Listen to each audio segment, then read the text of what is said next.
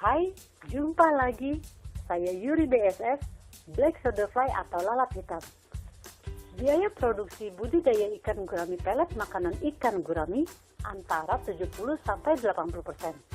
Hal ini tentunya membutuhkan kreativitas peternak untuk mencari solusi pakan murah berupa pakan ikan gurami supaya cepat besar, pakan pelet gurami alternatif yang lebih murah namun tetap bernutrisi lengkap, tinggi protein, dan makanan ikan gurami tersebut tersedia secara terus-menerus.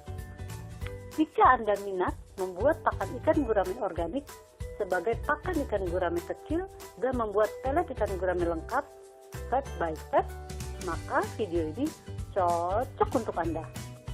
Video ini adalah lanjutan dari video Yuri sebelumnya. Anda akan Yuri ajak praktek membuat berbagai olahan daun mengkudu dan buah mengkudu. Setelah menonton video tutorial manfaat mengkudu bagi ternak ini, Anda akan bisa membuat probiotik mengkudu. 2. Membuat tepung mengkudu dan rujak mengkudu. Manfaat pemberian mengkudu secara rutin adalah 1. Menjaga dan meningkatkan daya tahan tubuh ikan. 2. Membunuh bakteri penyebab infeksi. 3. Mengontrol bakteri mematikan seperti patogen.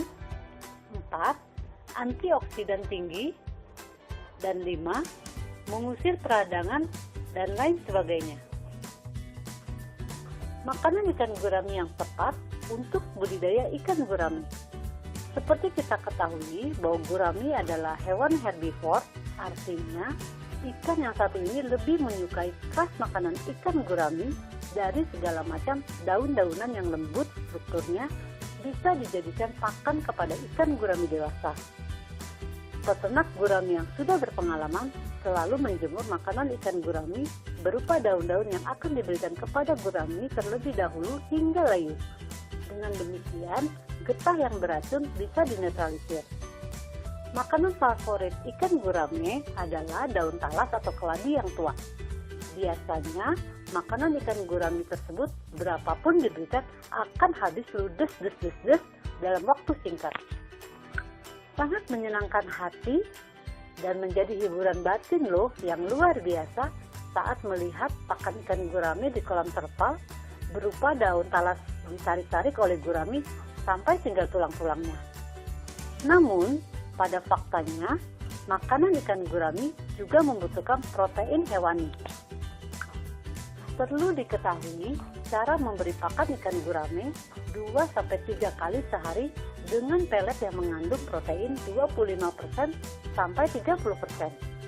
Banyak jenis pelet ikan gurami di pasaran dan lebih baik cara memberi pakan ikan gurami frekuensi yang banyak tetapi dalam jumlah sedikit-sedikit daripada dalam frekuensi sedikit tetapi jumlahnya banyak. Sebagai solusi makanan ikan gurami adalah dengan memproduksi dan mengolah maggot sebagai pakan alami menjadi pakan alternatif dengan cara maggot segar dicampurkan dengan bahan lain sehingga menjadi pelet maggot atau tepung maggot dengan kadar protein 25-30%. Untuk memproduksi pelet maggot kandungan 25-30% untuk pakan gurami, Anda hanya perlu merogoh kantong sekitar Rp2.370 per kilo. Membuat pakan ikan gurami murah. Sekarang sudah ada cara memproduksi maggot modern. Artinya, biaya produksi pakan alternatif gurami yang murah, hasilnya lebih banyak, tidak bau, dan tidak menjijikkan bagi Anda dan lingkungan sekitar. Untuk membuat makanan ikan gurami selain pelet, berbahan dasar maggot sangat mudah. Maggot lalat hitam loh ya, bukan dari lalat hijau yang membawa sumber penyakit. Maggot lalat hitam merupakan pakan yang sangat baik untuk ikan. Maggot memiliki kandungan nutrisi protein tinggi sekitar 40% sampai 57% dan juga asam amino yang lengkap. Telah menjadikannya sebagai sumber pakan yang dapat mensubstitusi peran tepung ikan yang selama ini menjadi sumber protein pakan pelet pabrikan. Memanfaatkan maggot telah dilakukan di hampir seluruh penjuru dunia, tidak terkecuali di Indonesia. Berikut langkah demi langkah cara membuat pakan sendiri dari maggot. Berikut Yuri share step by step, langkah demi langkah bagaimana memproduksi larva lalat hitam yang tinggi protein 45-57%, biaya mulai dari 1.500-an sampai 3.000-an per kilo. Yuk kita mulai prakteknya. Langkah pertama dari kegiatan produksi maggot no bau adalah mengumpulkan bahan media tempat tinggal larva dan pakan maggot berupa sampah pasar sayuran dan buah-buahan. Langkah kedua dari produksi maggot adalah memasukkan media yang sudah terkumpul tadi ke dalam tong atau drum atau ember atau bak agar lalat hitam atau black soldier mau bertelur. Langkah ketiga, menunggu lalat hitam atau BSF datang dan bertelur di ember atau di media dan berkembang biak hidup sekitar 2-4 minggu. Proses ini harus no bau, tanpa bau, jika bau segera diperbaiki agar tidak didemo keluarga dan masyarakat. Produksi maggot yang benar tidak boleh bau dan tanpa bau. Langkah keempat adalah panen maggot BSF secara otomatis. Jadi tidak jorok, apalagi harus memunguti satu-satu. Selain tidak jorok, panen otomatis ini akan menghemat biaya tenaga kerja, yaitu memunguti satu persatu. Dan tidak perlu mengeluarkan biaya mencuci maggot yang tercampur dengan media. Hal itu biasanya dilakukan karena tidak mengerti bahwa ada cara panen maggot otomatis yang praktis, bersih, dan gak pakai ribet.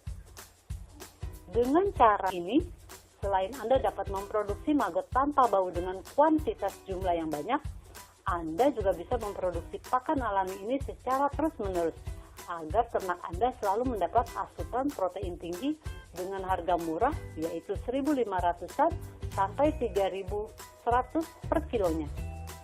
Langkah kelima, produksi maggot ini adalah mengolah larva atau maggot atau belatung tersebut menjadi tepung maggot dan pelet maggot.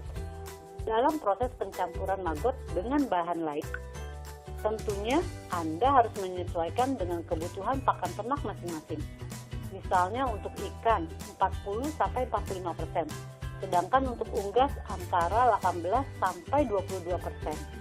Produksi larva lalat hitam tanpa bau menjadi penting agar usaha Anda tidak didemo keluarga dan masyarakat. Sekian dulu. Jika Anda ada pertanyaan, silakan komen dan jangan lupa klik like dan subscribe. Terima kasih. Semoga bermanfaat. Saya Yuri BSF. Salam hemat dan bersihlah Indonesiaku.